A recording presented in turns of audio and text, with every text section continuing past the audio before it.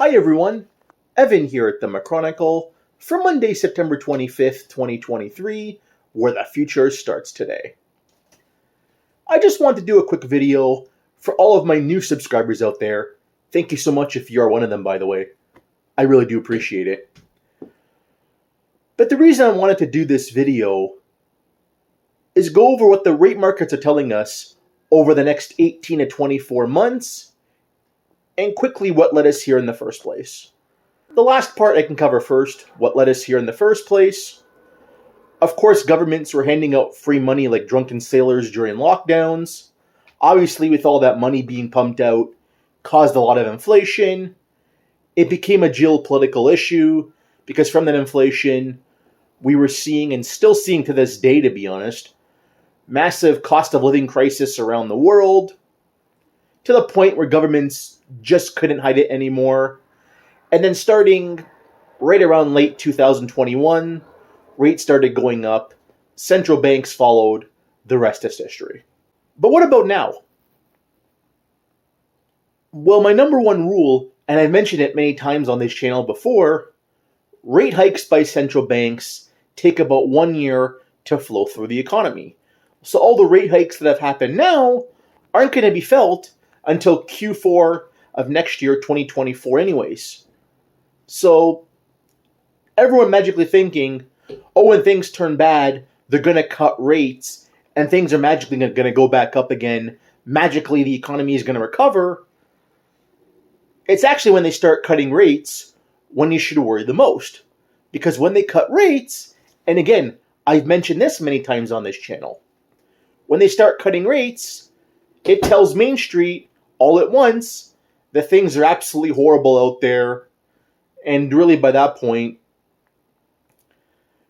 even if they get the ethos to start a rainy day fund or whatnot, or prepare for what might happen, by that point, it's already usually too late. So that's really where we are right now. In my opinion, and even the rate markets are telling us this as well. I went through it a bit in my previous video, by the way. Link in the description, check it out. But there's going to be probably one more rate hike before the end of the year. And that rate hike then won't be felt until probably Christmas of 2024. So there you go. Things are going to get a lot worse for the economy before they get better. And let's face it, things aren't good right now. The foreclosures and powers of sale that are happening across all housing markets in the world. We've been seeing this. Job losses. We've been seeing this really since the middle of the year. And it's really started to pick up lately, especially on the banking side, because they're seeing what's going on in the lending markets and having to react to it. Case in point. And then obviously, when housing markets start falling, autos, furniture, appliances, all that stuff will follow with it. And it has. So the moral of the story, I guess what I'm saying here is, if you need to prepare for the worst, make sure you've done so already. And if you haven't, still might not be too late.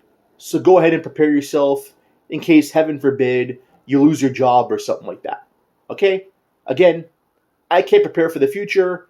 I can't tell everybody's financial situation. Nonetheless, all we can do is prepare for the worst. And my suggestion, if you haven't done so already, make sure you do so. Because what the rate markets are telling us, and by the way, have a look at commodity markets recently. Inflation really hasn't gone away. It's still prevalent in many markets. So central banks, seeing again inflation, cost of living becoming a geopolitical issue, are going to have to keep reacting to this. Heck, we might even actually see another rate hike in 2024, which then pushes the end of the cycle out until 2025. Right? So, yeah. General point, any rate hikes that happen from here, or any rate hikes altogether, take about a year to flow through the economy. Keep that in mind. In the economy, throughout 2024, and likely early into 2025, doesn't look good at all. So if you can, and or haven't already, make sure to prepare for the worst. Again, not saying it's going to happen, but all we can do is make sure we're ready in advance. Moral of the story, that's what I do here. I'm a macroeconomist by trade, and what I do on this YouTube channel is let the average human being, the average person, know what's going on in the economy and how we can prepare ourselves.